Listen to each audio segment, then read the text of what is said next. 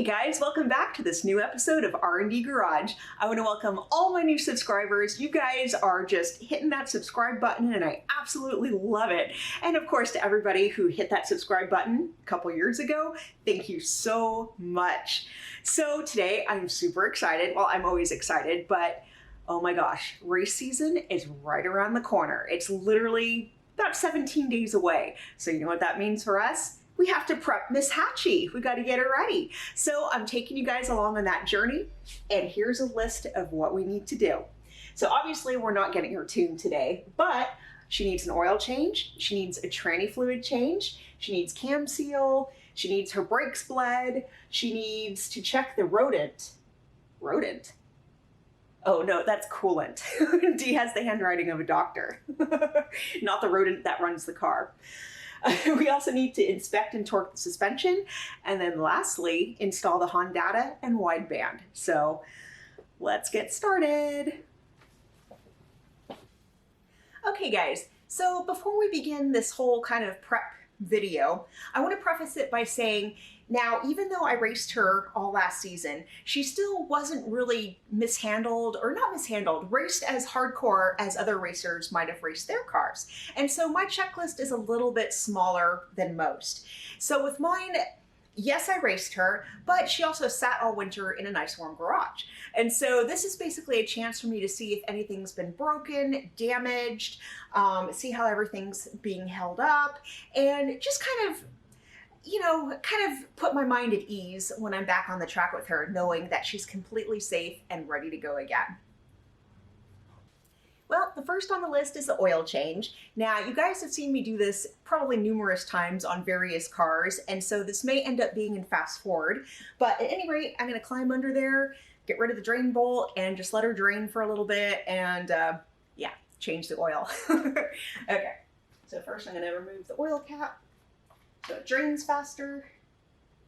Set that up like that, and I will be right back.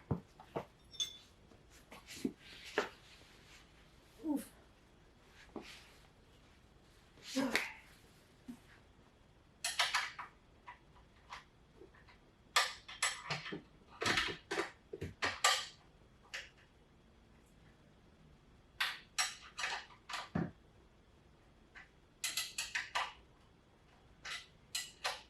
And luckily the car is cool. Okay.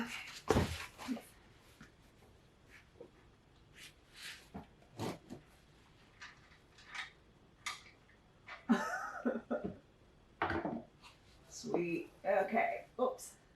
And I literally just stuck my hand in it. Okay. So, dripping oil everywhere. We're gonna let that drain, and well, I was gonna say I'd show you the next step, but you guys already know it, but I'll show you anyway. Okay guys, well, she's finished draining, so I'm gonna go ahead, put the drain bolt back on, take the filter out, and try to stay clean. I shall accomplish at least 2 of those 3 things right now. Oh, try not to get eaten by the car. There we go.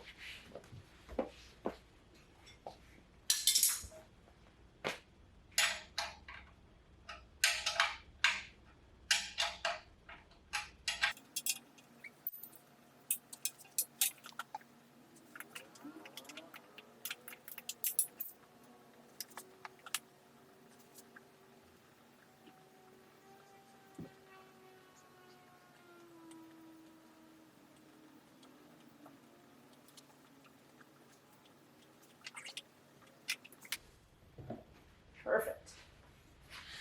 Ooh.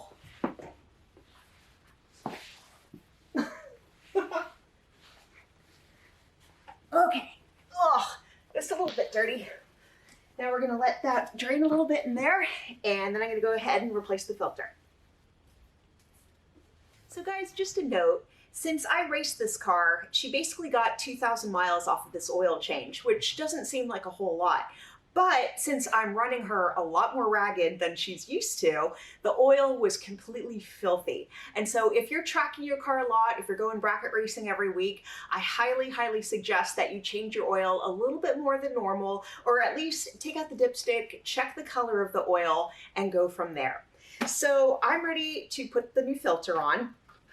And as you guys know, the first thing we do is basically dipping our finger in. I'm using fresh oil because that's basically how dirty my old oil was. And you're just gonna get the gasket around. So it kind of makes a nice seal when you're putting on that new filter.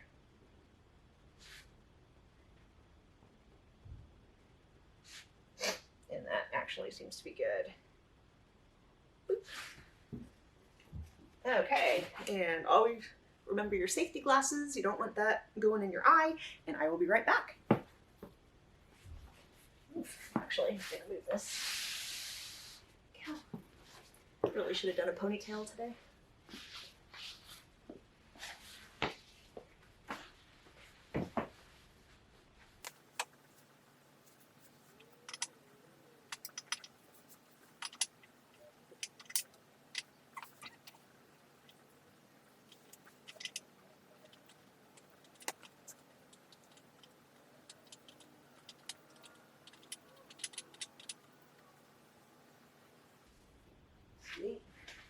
Okay, the new filter.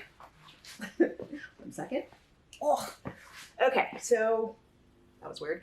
The new filter is on, and remember, once you get it on tight, or at least sort of semi-tight, you want to turn it about 3/4 more, and then you're good.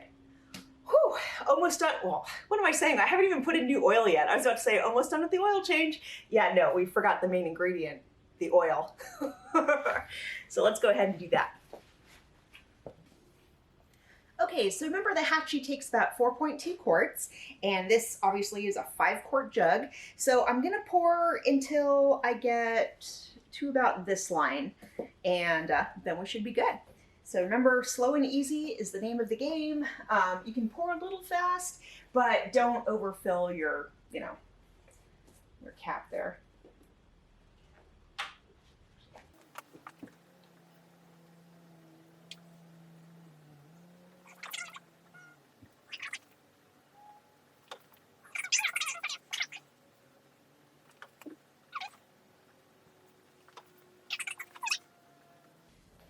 That should do it. No, well, you know what? I'm actually going to stop right there because we can always add a little bit more. So I'm going to let that finish draining and show you guys what comes next. Okay guys, so the new filter's in.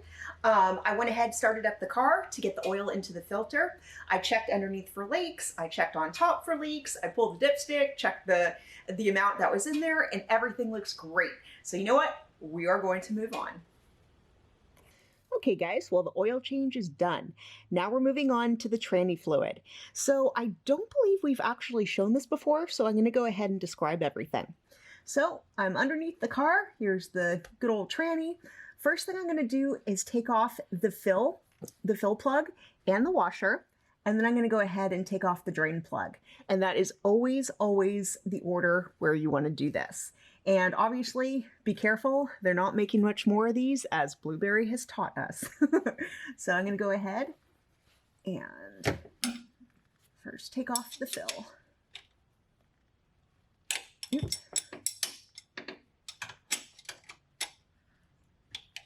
There we go. Perfect.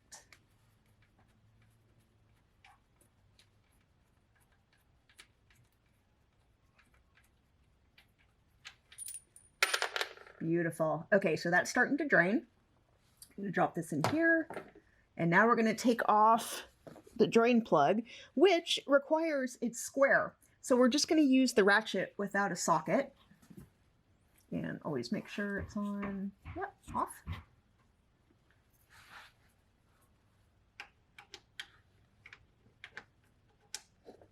My glasses are fogging up, so it's hard to see.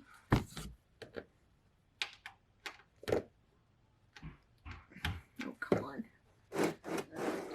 Move that out of the way. There we go. Okay. Oof. It's always so squishy under here.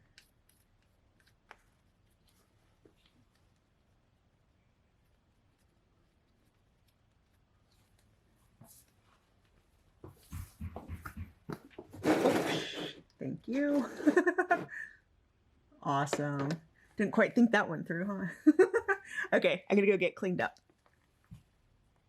Okay, so we actually got a magnetic drain bolt kit from Skunk 2, one of my favorite companies out there. But you have to be careful. You don't want to use the wrong one for the wrong part. So see, this one's longer. That's for the oil pan. And this one is for the transmission. Okay guys, so I'm gonna put the drain plug in and torque it to 29 foot-pounds. Now the best part about this is I'm laying down and I'm not gonna fall. And before you begin, you also want to wipe it. She's still a little bit leaky, but she's drained enough that we can definitely put the plug in.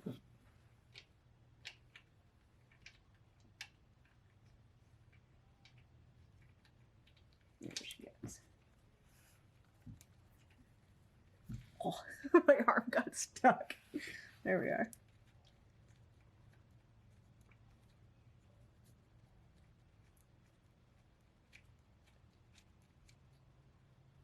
Perfect. Okay. Now I need, there it is.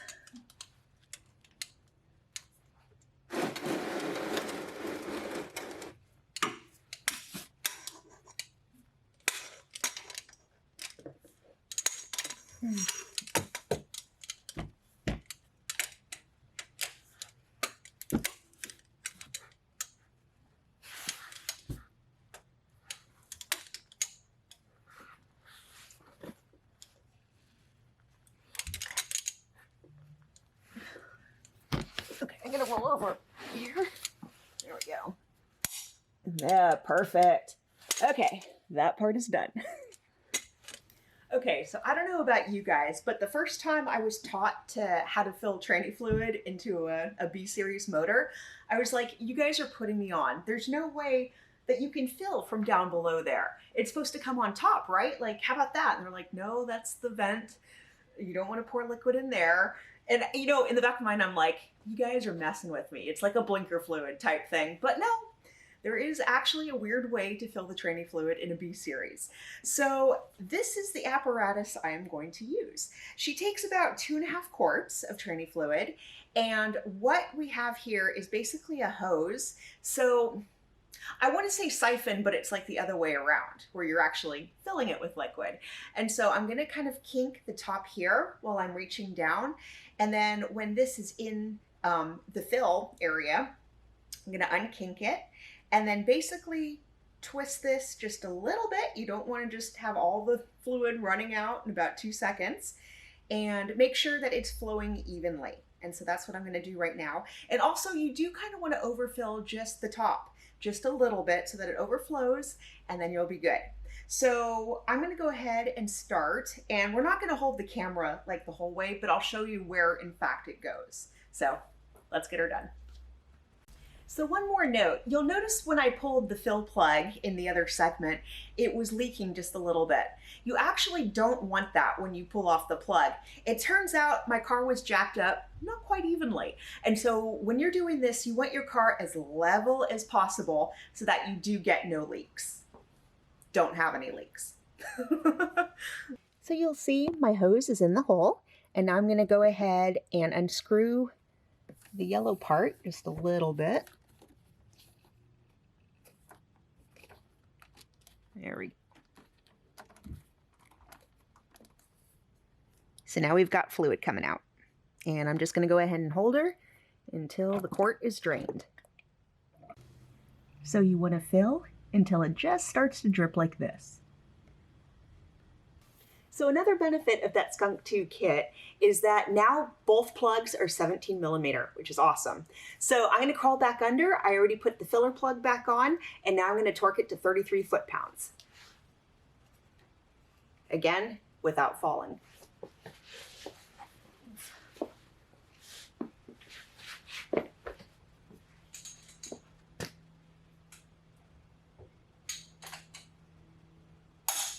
Perfect. Let's move on. Well guys, the tranny fluid change is done. So after both plugs are on nice and tight, I like to go underneath and kind of hit it with a little bit of carb cleaner. This is a great way to figure out later if you have any leaks. And plus, dirt and crap from the track loves to stick to everything underneath. And so this is another good way to get that not to happen so much. Let's move on. Okay guys, so next on the list was to check the coolant, but I'm actually going to hold off on that because I have a new bunch of hoses on order. The hoses that are in here right now, not all of them, you can see a lot of them are still brand new that I put in last year, but a great majority, especially below the manifold here, are from 20 years, basically when the car was brand new. That's how old they are. So I ordered a bunch of hoses. I'm waiting for them to show up, pretty much like everything for Blueberry. But once they get here, I'm gonna go ahead and replace. So you guys know the difference between what a good hose feels like and what a bad hose feels like. Bad hose, you know, a little bit mushy. It doesn't have maybe the firmness of a good hose. And so that's a good rule of thumb. The last thing you want to show up on the track is with old cracked hoses and then to spray coolant everywhere. Because number one, you're gonna break your car. And number two, everybody else is gonna be pissed at you because once you spray coolant on the ground, the track is gonna be closed and you don't wanna be that person. So as soon as the hoses come in, I'm gonna show you guys how to replace them. So another way to prep for the track this year, I went ahead and got a set of Mickey Thompson's ET Street R's and 205 5015s. Now I could have put a little bit more tire underneath the car, but because I'm doing both bracket racing and road racing this year, I didn't want to have to be able to lower and raise the suspension. I wanted to just kind of get it and go. So this is why I've got these.